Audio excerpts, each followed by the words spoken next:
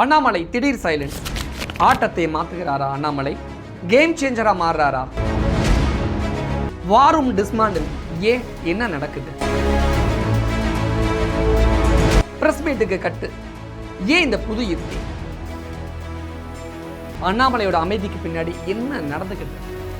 கட்சியின் அறிவுறுத்துதல் காரணமா சைலன்ஸை மெயின்டைன் பண்றாரா அண்ணாமலை?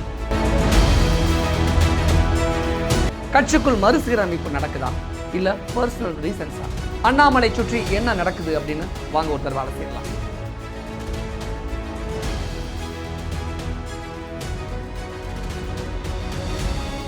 வணக்கம், நான் அருள் வளன் அரசு. தமிழ்நாட்டு அரசியலில் ஒரு சூப்பர் ஆக்டிவாக ஒரு பரபரப்பாக எப்பவுமே சுழன்று அடிக்கக்கூடிய தமிழ்நாடு பாஜக முன்னாள் தலைவர் அண்ணாமலை சமீப காலமாக சைலண்ட் மோடில் இருக்கார். என்ன காரணம்? ப்ரெஸ் மீட்டா, எண்மண் எண்மக்கள் யாத்திரையா, அல்லது சமூக வலைதளங்களில் கேட்கக்கூடிய கேள்விகளுக்கு விவாதம் பண்ணக்கூடிய விஷயங்களுக்கு எப்போதுமே சுழன்று பதில் கொடுப்பாரு அந்த அண்ணாமலை இப்போ எங்கே? அண்ணாமலைக்கு என்ன ஆச்சு? தமிழ்நாடு அரசியலேருந்து ஓரங்கட்டப்படுகிறாரா அண்ணாமலை? இல்லை என்ன நடந்துக்கிட்டு இருக்கு அப்படின்னு தமிழக அரசியலில் பலரும் பலவிதமான யூகங்களை பேச ஆரம்பிச்சிட்டாங்க. ஆனால் அண்ணாமலையை சுற்றி ஏதோ ஒரு விஷயம் நடந்துக்கிட்டு இருக்கு. அது என்ன? வாங்க ஒவ்வொரு விஷயமா நம்ம டீட்டெயிலாக அலசி ஆராயலாம். வாரும் டிஸ்மாண்டில்டு, வாரும் கலைக்கப்பட்டது தான் ஆரம்பமாக. அண்ணாமலையோட அதிரடியான அரசியலோட முக்கியமான ஸ்ட்ரென்த்து ஆணி வேறு வாரும் செட் பண்ணது தான். அண்ணாமலையோட வாரும் அப்படிங்கிறது ஒரு டீம், சாதாரண ஒரு டீம், ஒரு பொலிட்டிஷியன் டீம் அப்படிலாம் கிடையாது. அண்ணாமலையோட உயிர் நாடிமாங்கள, அந்த ரத்தம் நாடிமாங்கள, அண்ணாமலையோட மனசாட்சின்னு சொல்லுவாங்கள்ல, அப்படி தான் செயல்பட்டது. ஃபுல் ப்ளஸ்டாக தான் அந்த வாரும் செயல்பட்டாங்க. அண்ணாமலை எது பேசினாலும் அதுதான் அன்றைக்கி டிவியில் டிபேட்டில், யூடியூப் சேனலோட டிபேட்டில் விவாத பொருளாக மாறி இருக்கும். அன்னைக்கு மட்டும் இல்லைங்க, அந்த வீக்கெண்ட் ஃபுல்லாகவே சமூக வலைதளங்களையும் அண்ணாமலை பேசுகிறது தான் ஹார்ட் ஆஃப் த டாப்பிக்காக இருக்கும். அந்த அளவுக்கு அண்ணாமலையோட வாரும் அதை ரொம்ப சூப்பராக, ரொம்ப ஆக்டிவாக பொதுமக்கள் மத்தியில், பாமர மக்கள் மத்தியில், அல்லது பிஜேபியை நேசிக்கக்கூடிய, அல்லது பிஜேபியை பிடிக்கலாட்டி கூட அண்ணாமலையை மட்டும் பிடிக்கும்ல, அப்படிப்பட்ட ரசிகர் பட்டாளத்தை மத்தியில் கொண்டு போய் சேர்க்கக்கூடிய மிக முக்கியமான பொறுப்புகளை அந்த வாரும் பண்ணாங்க. அது என்ன முக்கியமான பொறுப்பு அப்படின்னு கேட்குறீங்களா? அண்ணாமலை வர்றதுக்கு முன்னாடி வரைக்கும் இருந்த பிஜேபி வேறு, அண்ணாமலைக்கு அப்புறம் இருக்கிற, அண்ணாமலை வந்த பிறகு இருக்கக்கூடிய பிஜேபி வேறு. அண்ணாமலை வந்த பிறகு கடந்த நாடாளுமன்ற தேர்தலில் கூட சொல்லியிருந்தாங்க, கிட்டத்தட்ட தமிழ்நாட்டில் 11% வாக்கு அளவுக்கு வாக்காளர்களை பிஜேபி பக்கம் ஆதரவாக இழுத்துட்டு வந்தக்கூடிய ஒரு ஈர்ப்பு சக்தி மனிதர் அண்ணாமலை அப்படின்னு ஒரு இங்கே பொது வெளியில் சொல்லப்படுது இல்லையா? அப்பேற்பட்ட விஷயங்களை அண்ணாமலை பேசினதை, அண்ணாமலையை ப்ரொமோட் பண்ணிக்கிட்டே இருந்தது அந்த வாரும். ஆனால் அந்த வாரூமை இப்போ சைலண்டாக கலைச்சிட்டாங்க அப்படின்னு ஒரு நியூஸ் வருது. அது எந்தளவுக்கு உண்மை பொய்ன்னு தெரியலை. இந்த வாரும் டிஸ்மாண்டில் பண்ண விஷயங்களில் பின்னாடி இருக்கக்கூடிய பின்னணி என்ன அப்படின்னு இன்னொரு பக்கத்தில் விவாத பொருளாக போயிட்டு இருக்கு. அண்ணாமலையோட சைலண்ட்டுக்கு பின்னாடி இந்த வாரும் டிஸ்மாண்டில் பண்ணதும் மிக முக்கியமான ஒரு முதல் விஷயமா பார்க்கப்படுது. ப்ரெஸ் மீட்டுக்கு கட்டு. அண்ணாமலையோட புது ஸ்ட்ராட்டஜி இதுதானா?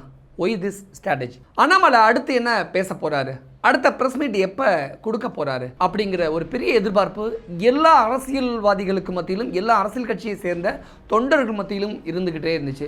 குறிப்பாக மீடியாவில் ஒர்க் பண்ணக்கூடிய ஒட்டுமொத்த பேரோட, அல்லது ஒரே ஒரு செல்ஃபோனை வச்சுக்கிட்டு நானும் மீடியான்னு சொல்லிக்கிட்டு இருக்கக்கூடிய ஒட்டுமொத்த இளைஞர்களோட பட்டாளத்தோட எதிர்பார்ப்பாக இருந்துச்சு. ஏன்னா அண்ணாமலை எது பேசினாலும் அன்றைக்கி அதுதான் ஹார்ட் ஆஃப் த டாபிக், அன்றைக்கி அதுதான் டிபேட் ஷோ. நான் ஏற்கனவே சொன்ன மாதிரி தான். ஆனால் அண்ணாமலை இப்போ நீங்கள் நடந்துக்கக்கூடிய விஷயங்களை பார்த்தீங்கன்னா அப்படியே நேர் ஆப்போசிட். ப்ரெஸ் மீட்டு கட்டு. பொது இடங்களில் எந்த ப்ரெஸ்ஸையும் மீட் பண்ணுறதில்ல, அப்படியே மீட் பண்ணால் கூட அவாய்ட் பண்ணிட்டு போயிடுறது, எதுவுமே பேசுகிறதில்ல. ஏன் இந்த சைலண்ட் மோடு? இந்த சைலண்ட் மோடுக்கு பின்னாடி என்ன காரணங்கள் இருக்குது? இப்படி அண்ணாமலை நடந்து கொள்வது அவருடைய வழக்கமான ஸ்டைலுக்கு நேர் எதிராக இருக்குன்னு சொல்கிறாங்கல்ல. அப்போ அவ்வளோ பெரிய சைலண்ட்டுக்கு பின்னாடி என்ன இருக்குங்கிறது தான் இங்கே இருக்கக்கூடிய அரசியல் நோக்கர்களால் உற்று நோக்கப்படுது. What is behind the sudden silence? Many questions.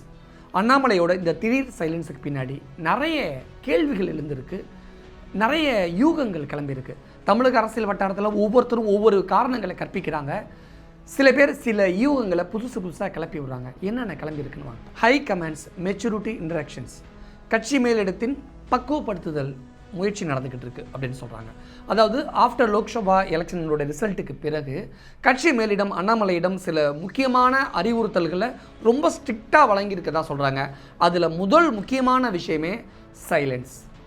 Annamalai அவர்களிடம் தயவு செஞ்சு கொஞ்ச நாளைக்கு எதுவுமே பேசாதீங்க, கொஞ்சம் அமைதியாக இருங்க, பிஜேபியோட எதிர்கால திட்டங்களில் இந்த அமைதியின் மூலமாக இப்போவே பிளான் பண்ணுங்க அப்படின்னு முதல் இன்ஸ்ட்ரக்ஷன் கொடுத்துருக்காங்க. அதை தான் அண்ணாமலை இப்போ ஃபாலோ பண்ணிக்கிட்டு இருக்காரு. அதோட வெளிப்பாடு தான் இந்த சைலன்ஸ் அப்படின்னு சொல்கிறாங்க. அதாவது அண்ணாமலையை மெச்சூரிட்டியாக காட்டுறதுக்கான பக்குவப்படுத்துதல் முயற்சியை கட்சி மேலிடம் அண்ணாமலையிடம் கையில் எடுத்திருக்கிறது அப்படிங்கிறது தான் இங்கே முக்கியமாக பார்க்கக்கூடிய ஒரு விஷயமாக இருக்குது. இன்டர்னல் ரெஸ்ட்ரிக்ஷன், கட்சிக்குள்ள மறுசீரமைப்பு பெரிய அளவில் நடந்துக்கிட்டு இருக்கு அப்படின்னு ஒரு பக்கத்தில் சொல்லப்படுது. இது பெரிய ஒரு மாற்றத்திற்கான அறிகுறியாக பார்க்கப்படுது. அதாவது ஒரு டீம் புதுசாக செயல்படலாம், அல்லது ஒரு பெரிய தலைமையை மாற்றி அந்த மாற்றும் முயற்சியாக அல்லது மாற்றக்கூடிய பட்சத்தில் அந்த இடத்துல அண்ணாமலையை கொண்டு அமர வைக்கப்படலாம் அப்படின்னு சொல்லப்படுது. இதை குறிப்பாக எப்படி பார்க்குறாங்க அப்படின்னா, எப்போதுமே கத்தி குப்பாடு போட்டு கத்தக்கூடிய அண்ணாமலை கொஞ்சம் சைலண்ட் மோடில் வச்சிருந்தா கொஞ்ச நாளாகவே மீடியாவிலே பார்க்க முடியலை, ஏன் மீடியாவிலே காணோம் அப்படின்னு மக்கள் ஒரு கட்டத்தில் தேடுவாங்கள்ல.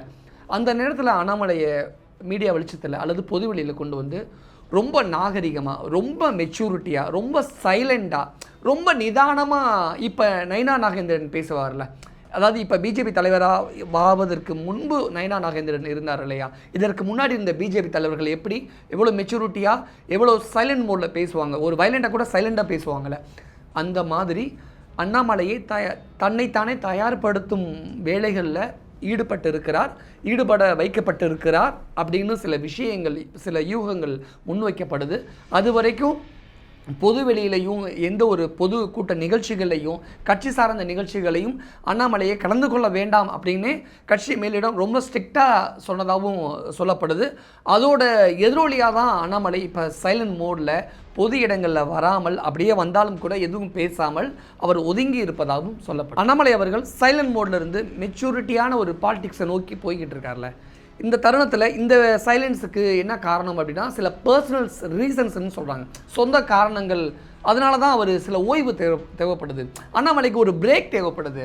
அந்த ஓய்வாக அந்த பிரேக்காக தான் அவர் இப்போ எடுத்துக்கிட்டு இருக்காரு. இதை ஏன் நீங்கள் அரசியலாக மாற்றுறீங்க, இதை ஏன் அரசியலாக பேசுகிறீங்க அப்படின்னு அண்ணாமலை கூட அல்லது பிஜேபி வட்டாரத்திலேயே இப்படி பேசப்படுது.